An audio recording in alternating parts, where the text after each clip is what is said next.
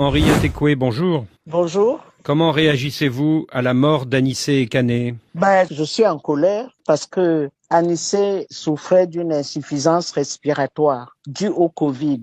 Et donc, il était obligé d'avoir toujours à portée de main un concentrateur d'oxygène, un appareil portatif. Alors, ce qui s'est passé vendredi dernier, c'est que sa femme était là pour lui rendre visite et dans l'après-midi, 3 gendarmes entrent et ils demandent à Anissé de s'habiller parce qu'on l'amène au tribunal militaire. Il dit, mais mon avocat n'est même pas prévenu. Non, non, non, non, habillez-vous. Bon, il s'habille et en sortant, il voit qu'on est aussi en train d'amener Ndjekam Tchameni et le professeur Abba Ouyonou. Le fourgon est dehors. Il dit donc à sa femme, il faut aller voir mon avocat, Maître Méli.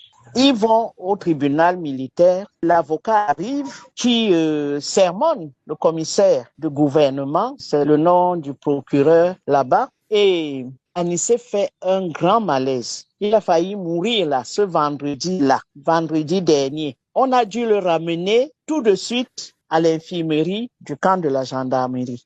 Et donc, on imagine que quand sa femme est rentrée dans la soirée à Douala, sa situation s'est aggravée. Il n'a pas de téléphone. Donc, sa femme même ne peut pas le joindre. Et dans la nuit du dimanche à lundi, il est décédé. Voilà. Donc, en fait, Anissé ne devait pas être en détention. On aurait pu aménager une assignation en résidence. Donc, je suis en colère et je dis que c'est de la faute à ce gouvernement qui a décidé d'en finir avec Anissé, qui a un gros handicap respiratoire qui pouvait le tuer à tout instant. Alors le ministère camerounais de la Défense a dit hier par communiqué qu'il niait toute négligence. Ce ministère a affirmé qu'Anissé était prise en charge de manière appropriée par le corps médical et qu'une enquête va être ouverte afin d'établir avec précision les circonstances de son décès.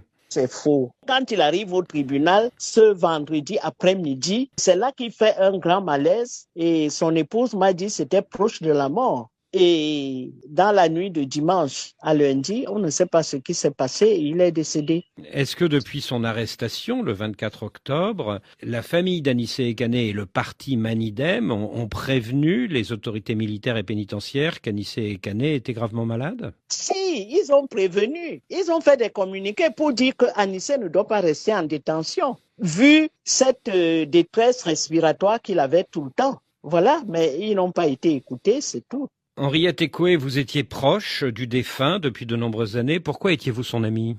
Parce que on s'est croisés dans la lutte, d'abord à l'UNEC, l'Union nationale des étudiants du Cameroun.